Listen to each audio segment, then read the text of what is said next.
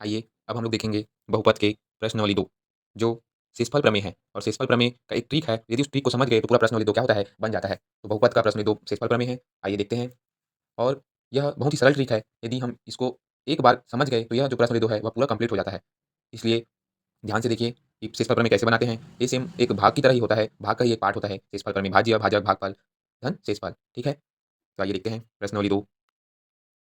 आइए देखते हैं आज नया सवाल और नया चीज़ सीखने को मिलेगा। तो सबसे पहले प्रश्न में हम लोग शेषफल प्रमेय देखे थे और दूसरा में गुणनखंड जांचिए देखे थे, है ना। जी एक्स पी एक्स गुणनखंड है कि नहीं यह देखे थे, मतलब गुणनखंड प्रमेय देखे थे।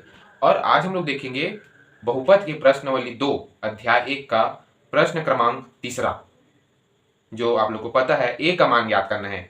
जी एक्स और पी एक्स एक गुणनखंड है दिया है और उसका क्या ज्ञात करना है, ए का मान ज्ञात करना है। ठीक है, प्रश्न क्रमांक 3 दिया है, निम्न में ए का मान ज्ञात कीजिए जबकि जी एक्स पी एक्स एक गुणनखंड हो। तो जी एक्स बराबर एक्स धन 1, पी एक्स बराबर एक्स स्क्वायर धन ए एक्स धन 2 दिया है। प्रश्न क्रमांक 3 बुक में देखिएगा प्रश्नावली 2, निम्न में ए का मान ज्ञात कीजिए जबकि जी एक्स पी एक्स एक गुणनखंड हो। जी एक्स क्या है बताया था, भाज्य है, और पी एक्स क्या है, भाजक है, एक्स स्क्वायर धन ए एक्स धन 2। अपने को ए का मान ज्ञात करना है तो कैसे ज्ञात करेंगे, तो आइए देखते हैं। जी एक्स पी एक्स एक गुणनखंड होगा यदि एक्स बराबर ऋण 1 पर पी ऋण 0 होगा।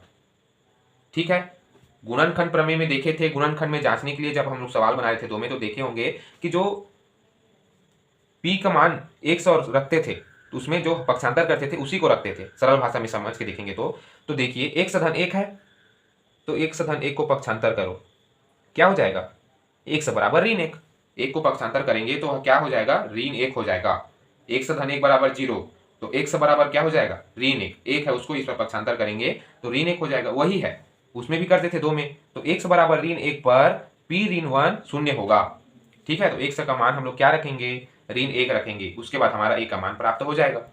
तो आइए देखते हैं, है ना। यदि मान लीजिए यहाँ पास एक्स धन 2 रहता, है ना, एक्स धन 2 रहता तो क्या होता, एक्स धन 2 है तो इस पर पक्षांतर करते तो एक्स बराबर ऋण 2 हो जाता और ऋण 2 को कहाँ रखते, जहां जहां एक्स है वहीं वहीं रखते।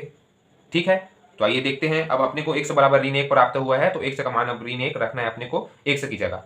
ठीक है, तो ये अपना बहुपद है भाजक एक्स स्क्वायर धन ए एक्स धन 2 बराबर 0।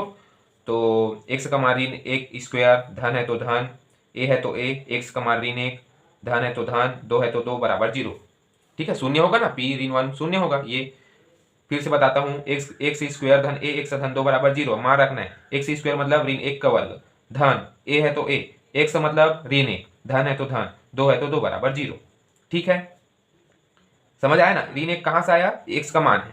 अब आगे देखते हैं, ऋण 1 का वर्ग मतलब ऋण 1 को 2 बार गुना करना, तो क्या होगा, एक एकम एक ऋण ऋण धन हो जाएगा। तो धन को नहीं लिखते, एक है तो एक, धन धन है तो धन, अभी क्या हो जाएगा, ए ए एकम ए और ऋण है तो ऋण, धन है तो धन। ठीक है, अब यहाँ पास ए है और ए को एक के साथ गुना करेंगे, एक के साथ तो क्या हो जाएगा, ए हो जाएगा और ऋण है तो ऋण। ठीक है, धन है तो धन, 2 है तो 2 बराबर 0।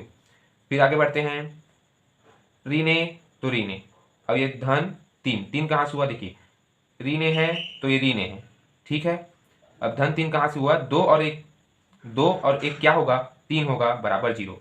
ठीक है, एक बार देखना, ऋण तो ऋण, ठीक है, और 1 और 2 क्या हो गया, 3 हो गया बराबर 0। अब ए को पक्षांतर कर दीजिए तो ऋण है क्या हो जाएगा, धन ए हो जाएगा, तो ए बराबर 3 हो जाएगा, मतलब ए बराबर 3 हमारा क्या है, आंसर है।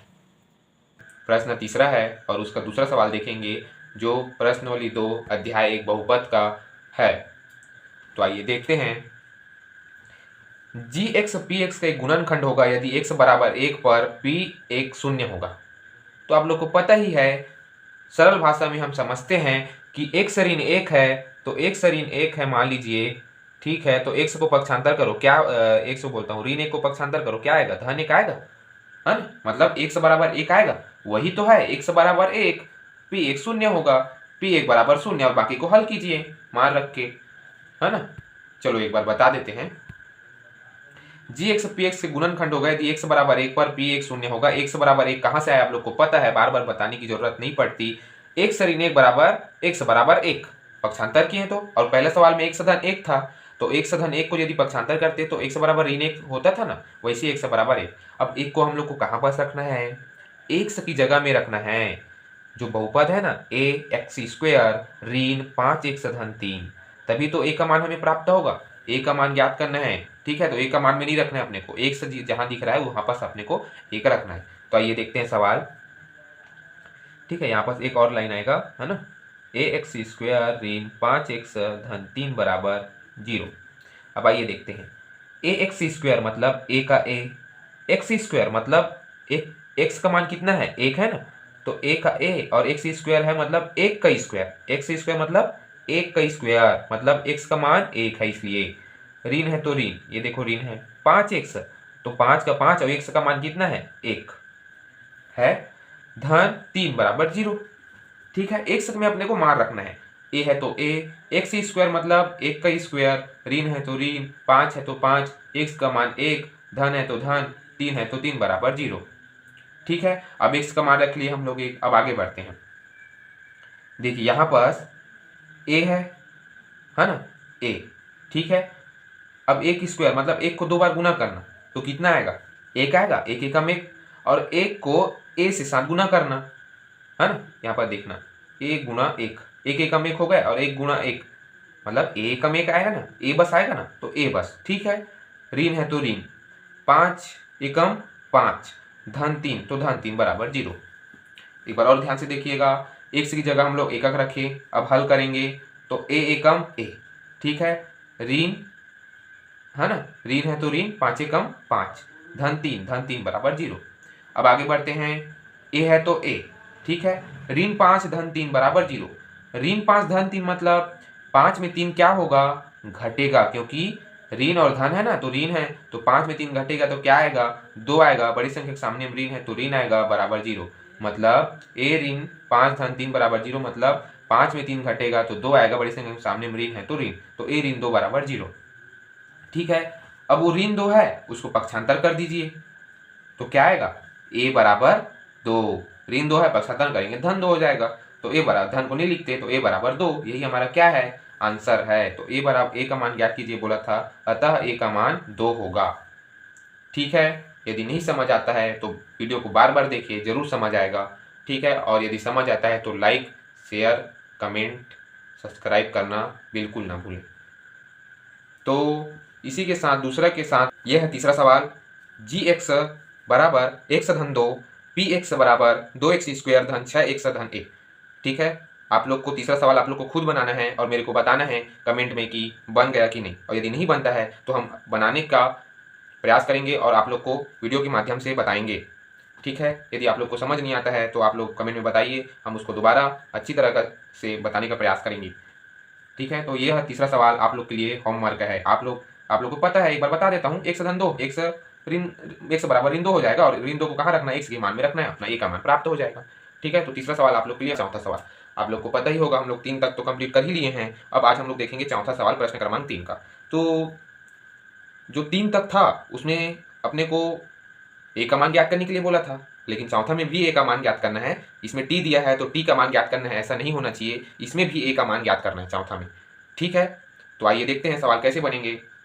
तो gt बराबर t ऋण 3, ठीक है, और pt बराबर t² धन 2at ऋण 2a धन 3।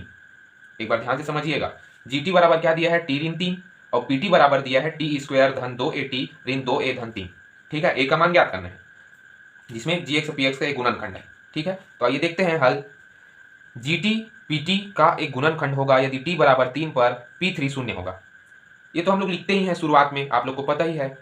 तो t बराबर 3 क्यों रखे हैं, उसमें हम लोग 1 से बराबर लेते थे क्योंकि 1 था। अब इसमें t दिया है तो t बराबर लेंगे, तो t ऋण 3 बराबर 0। इसको सवाल को मैं हर बार बताता हूँ, इस चीज को आप लोग ध्यान से देखिएगा, t ऋण 3 बराबर 0, तो t बराबर क्या हो जाएगा, 3 हो जाएगा ना। ऋण 3 को पक्षांतर करेंगे तो 3 होगा, धन 3, धन को नहीं लिखेंगे तो t बराबर 3 हो जाएगा। तो यही t बराबर 3 होगा, और इस 3 को, t बराबर 3 को अपने को कहाँ पास रखना है, जहाँ पास t का मान दिया है वहाँ पास अपने को 3 रखना है, ठीक है। तो आइए बढ़ते हैं, p3 बराबर 0, ठीक है। तो t² धन 2at ऋण 2a धन 3 बराबर 0, यह प्रश्न है। अब इसमें t की जगह हम लोग को 3 रखना है, ठीक है, और 3 कहाँ से आया आप लोग को बता दिया हूँ ना, टी बराबर 3 पक्षांतर किए हैं तो 3 आ गया। ठीक है, तो टी का मान रखिए, टी स्क्वायर मतलब 3 का वर्ग। ठीक है, 3 स्क्वायर, ठीक है, स्क्वायर यानी वर्ग, तो टी स्क्वायर मतलब 3 का वर्ग। ठीक है, 3 क्यों रखे हैं, टी का मान, धन है तो धन, 2 है तो 2, ए है तो ए, टी बराबर 3। ठीक है, टी में 3 ही रखेंगे, क्या रखेंगे, 3 रखेंगे ना, 3 है तो, ऋण है तो ऋण, 2 है तो 2, ए है तो ए, धन है तो धन, 3 है तो 3 बराबर 0। जहां पास अपने टी है वहां पास 3 रखेंगे, तो 3 स्क्वायर धन 2a 3 ऋण 2a धन 3 बराबर 0, टी है वहां पास 3 रखें। अब आगे बढ़ते हैं, हल करेंगे। अब मान तो रख लिए टी की जगह 3, अब हल करेंगे। 3 का वर्ग मतलब 3 को 2 बार गुना करना, तो 3 गुना 3, तो 3 त्रिक क्या हो जाएगा, 9 हो जाएगा। धन है तो धन, ठीक है, उसके बाद देखना 3 दूनी 6, ए है तो ए, हो जाएगा ना, 3 दूनी 6, ए है तो ए, ऋण है तो ऋण, 2a धन 3 बराबर 0। ठीक है, समझ आ गया होगा। 3 स्क्वायर मतलब 9, धन है तो धन, 3 दूनी 6a ऋण 2a धन 3 बराबर 0। उसके बाद आगे बढ़ते हैं, 9 और 3 को जोड़े, क्या आया, 12। ठीक है, 9 और 3 को जोड़े 12 आया। 6a और ऋण 2a, तो 6a में 2a को घटाएंगे कितना आएगा, 4 आएगा ना, 6a में 2 को घटाओ, 6 में 2 घटाए 4 आया, ए है तो ए बराबर 0, और बड़े संख्या के सामने में धन है तो धन, तो 9 और 3 12 हो गया, और 6 में 2 को घटाए 4 हो गया, बड़े संख्या के सामने में धन है तो धन बराबर 0।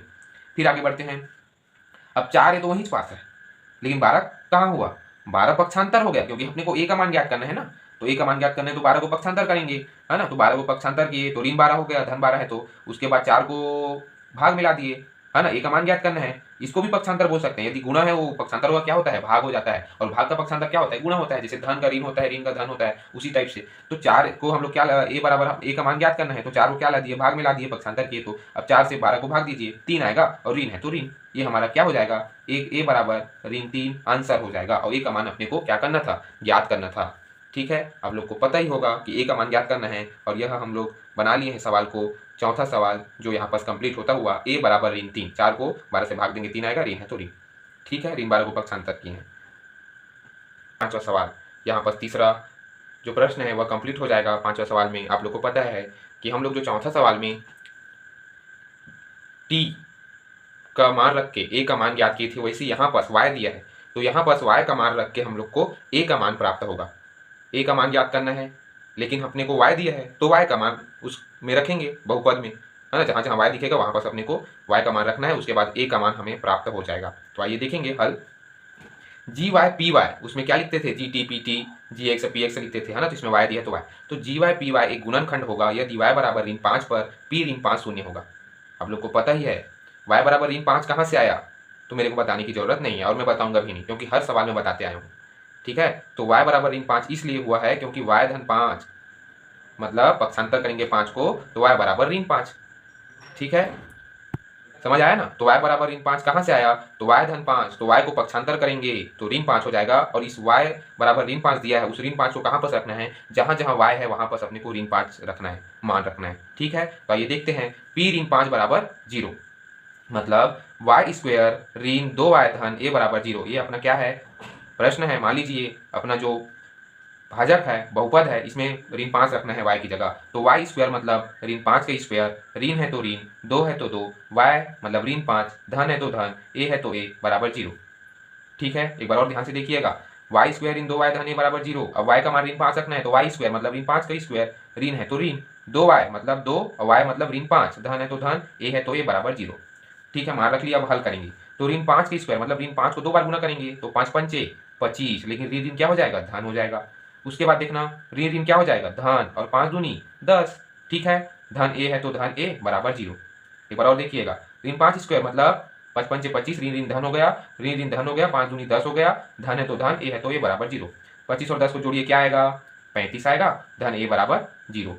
ठीक है, 25 और 10 को जोड़े 35, धन a बराबर 0। अब 35 को पक्षांतर कर दीजिए तो क्या आ जाएगा, ऋण 35 आ जाएगा, धन में है तो इसका पक्षांतर करेंगे तो ऋण 35, तो a बराबर क्या आया, ऋण 35, और ऋण 35 ही क्या है, हमारा a का मान है, यही हमको ज्ञात करना था, तो अपना a बराबर क्या हो जाएगा, ऋण 35, यह हमारा क्या है, आंसर है। ठीक है, तो a बराबर ऋण 35 होगा, a का मान।